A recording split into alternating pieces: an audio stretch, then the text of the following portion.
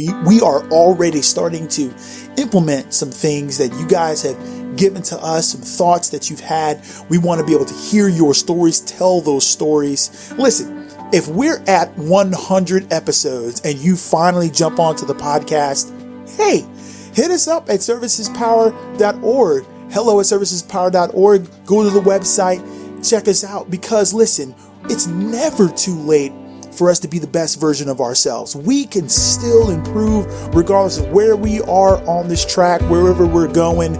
We need to hear from you, so it doesn't matter. You're not late to the party. Hit us up, hello at servicespower.org. We're excited to hear from each and every one of you. If I haven't said it before, I'll say it again here, and you'll probably hear it way more times than I probably should here on this podcast, that I'm a huge wrestling fan. I'm actually looking up at this trophy that I have, sort of kind of trophy. It's a World Heavyweight Championship belt. It's a replica. It's not real. I'm going to get me a real one day. But I'm looking at this thing and I'm thinking, man, about heels. The people that are the bad guys, the people that kind of are the negative ones that make everybody kind of upset, the ones that they make people kind of yell and make kids cry and those types of things in the wrestling world. And I notice how they act sometimes. Man, some of those guys act like real jerks, don't they? They act like everyone is below them. Like, even the people that are out in the crowd, that are sitting in the stadium, that are paying to watch them entertain them, that are paying their ability to be a wrestler, they're doing all of these things to support them. However, the way that they treat them, it's because of their character, the character that they're playing. And of course, we see them as terrible individuals, and they have this attitude that they're above even the people that are supporting them. And it is just debilitating. It kind of takes the air out of our sails. I think that we know some people like that. I think that we can see some leaders in our lives that kind of just have this attitude that they're better than everyone else. And when we look at wrestling and the way that they interact, the heels interact with the individual that they're matched up against in the ring, it's just that arrogance that's just so annoying, and it makes you just want to cheer for the guy that they're going against, to polarize them. And I think that's why I cheer for servant leaders, because servant leaders, we're kind of almost in those types of positions. It's a little bit of an oxymoron, this whole idea of a servant leader, because leaders are looked at as above. But we're talking about this quote. It's so fantastic. It's from Rich Wilkerson Jr. He deals right with this whole idea and this oxymoron of servant leader, because he says this. He's the author of Sandcastle Kings. He makes this quote. This quote isn't in the book, but he did make this quote. Rich Wilkerson Jr. said this: "If service is beneath you, then leadership is beyond you." Wow. Now, in episode 6, we dealt with that first part, if service is beneath you. So in episode 7, we're going to take apart the last part of that statement, then leadership is beyond you. And we're going to deal with that. We're going to talk about that statement. Specifically, I think about The Rock. Now, The Rock is without question my absolute favorite wrestler of all time. I'm not going to say he's the best of all time, but he's my favorite for sure. He'll give any wrestler that's ever wrestled a run for their money. He's fantastic. I remember this one time in the early stages of his career, he was leader of a group called the Nation of Domination. And he was the man. He was running things in the nation. Of course, they were a heel group. They were doing all kind of horrible things, bad things. And The Rock was kind of leading them. And one of the things that I noticed about how The Rock led those guys is that he let those guys do all of the dirty work. He never got his hands dirty. He never got into the melee, into the fray, but he always was there to take the glory spot. If anyone else wanted to be in a position to win a championship, man, The Rock knocked him down. No, it's not about you. The Nation of Domination is all about me. I'm The Rock. Everybody look at The Rock. But I tell you what, if we're not willing to do everything, then we can't lead in anything. One of the reasons why the Nation of Domination completely just dismissed The Rock eventually is because he wasn't willing to get down and dirty with them. He wasn't willing to get punched in the face so that the nation could survive, that they could be all that they could be. And they finally realized that. and they finally just kicked The Rock to the curb. He couldn't lead them because he wasn't willing to really be with them when the rubber hit the road, when the fire was at their feet. He just was willing to run away. I mean, literally so many times when they got into some altercations, he would run away, but he would be willing to take the glory when they did all the work. And it would just, that's not what true leadership is. Matter of fact, what true leadership is, it's giving power away. It's not about how much you can accumulate. And man, The Rock did that, didn't he? He accumulated so much from his authority and his position as the leader of the Nation of Domination. Now, if you're not a wrestling fan, I hope this analogy doesn't take you away, but I think we all can see a person who is in a position and it's leading people because of their position, and they're attempting to take all of the glory because of their position alone. And there's a big difference between positional leadership and influential leadership. I tell you again, listen, if you know The Rock, man, if you know Dwayne Johnson, tell him about this podcast. Tell him that we're blowing up his spot, man, that we're making him the feature.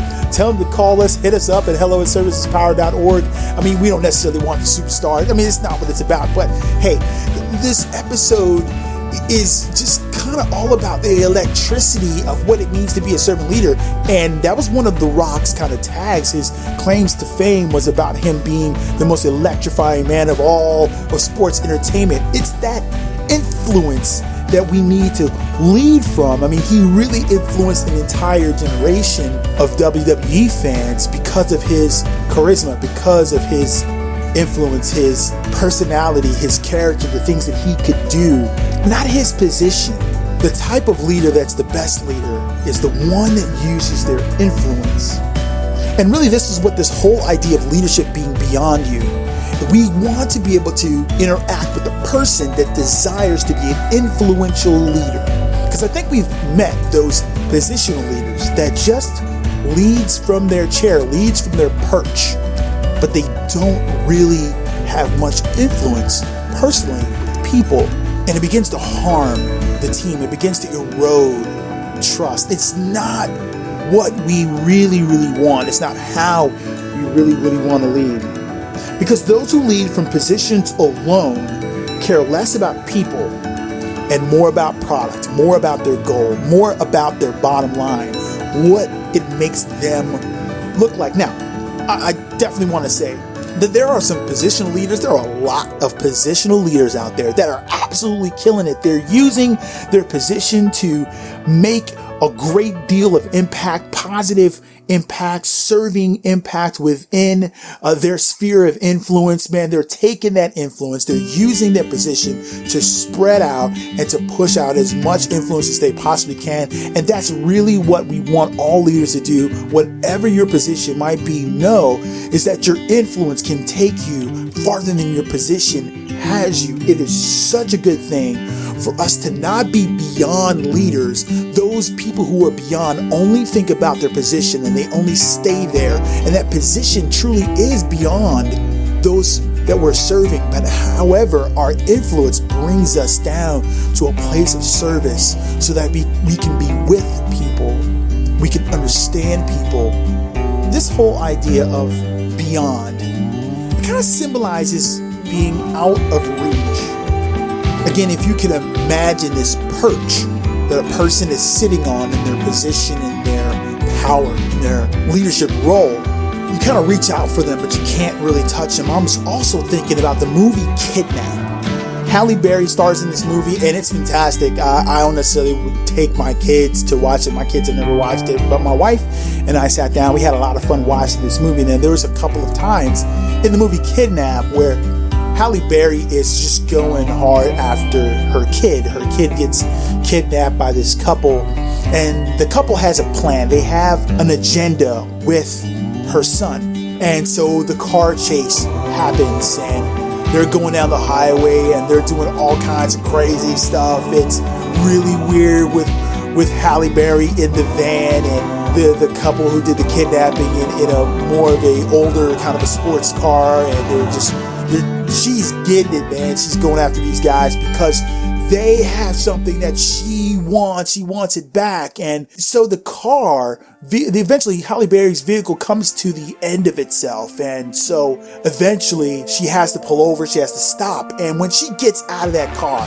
man, the camera's on her and she is moving, man. She's booking. I mean, she's getting it. You think that she's like the female Usain Bolt. I mean, she's gone, dude. But the picture that they eventually show is that as hard as she's going, as fast as she's running, the more that she commits to getting that thing that she needs so much, the people in the car speed off further, faster, and harder. And ladies and gentlemen, that the people in the car represent an out-of-reach leader. Because out-of-reach leaders can't touch people in the most important areas. Out-of-reach leaders have something on the inside of them that other people need, and it seems as though the people that are following these out-of-reach leaders, man, they're trying to get at them. They're trying to connect with them. They're trying to reach them, but they can't because these leaders are just gone. They're just going their own way. They have their own agenda. They have their own focus. They have their own drive that has nothing to do with anyone else on their team or in their leadership purview, and they can't be touched.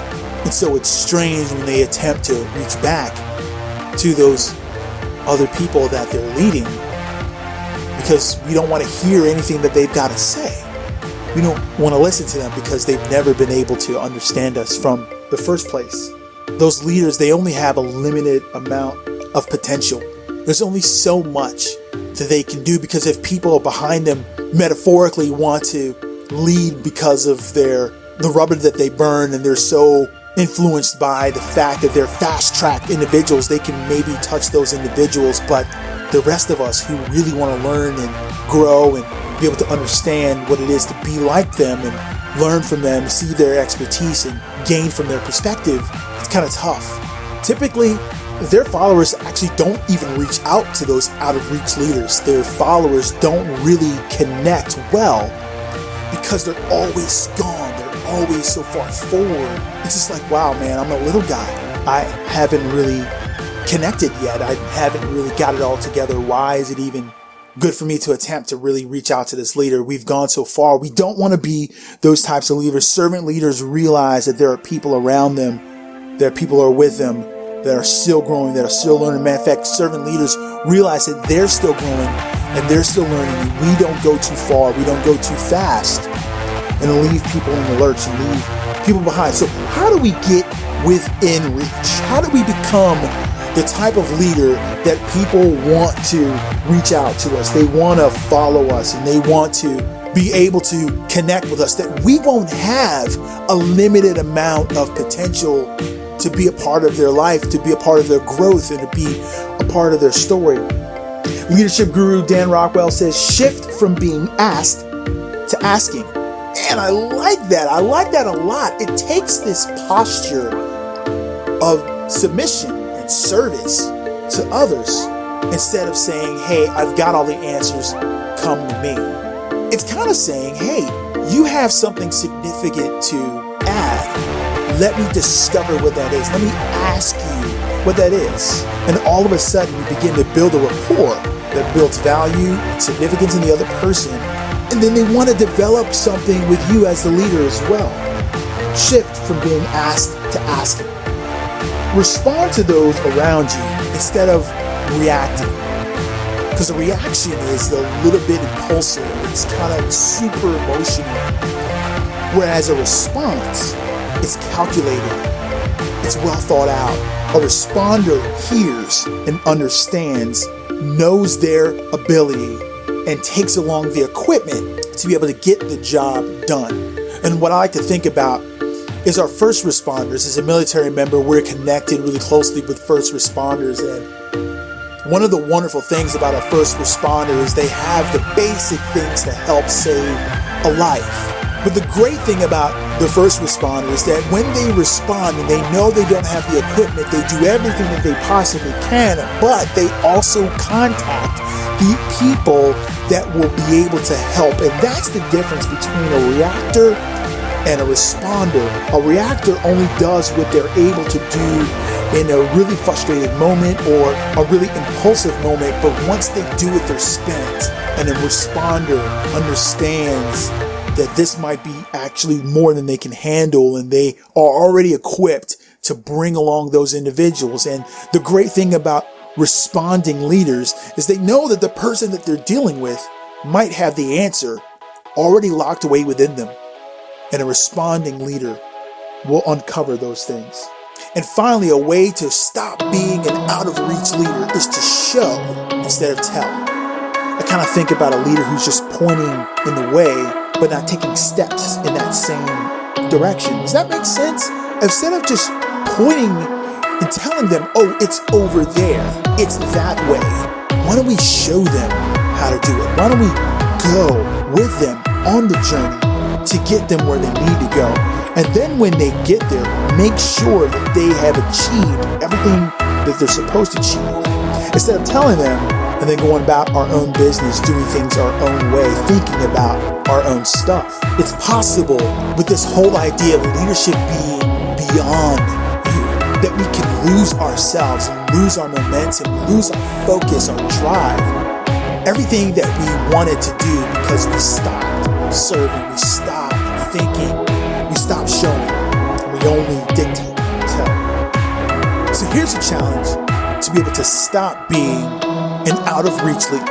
How about we purposefully get in touch with those around us? Now, there's a bunch of different ways that we can purposefully get in touch with those around us, but here's an idea. Ask a question that you already know the answer to, just to get a different perspective. I tell you what that's going to do. That's going to put you in the position of a learner, not the teacher. And I tell you, the thing that really inspires me is when I meet a teacher who's still learning. I can begin to connect with that learner in them. And I can see that they see my struggle, they see my weakness, they see my faults. And when I ask a question that I already know the answer to, I'm listening a little bit more intently, because this is my opportunity to help them grow. And guess what? This is now my opportunity to grow too. If I'm the one always giving the answers, then when do I ever have the opportunity to grow myself? And when I am able to show the people that I live life around that I'm willing to grow as well, we all start to grow together. We start to band together.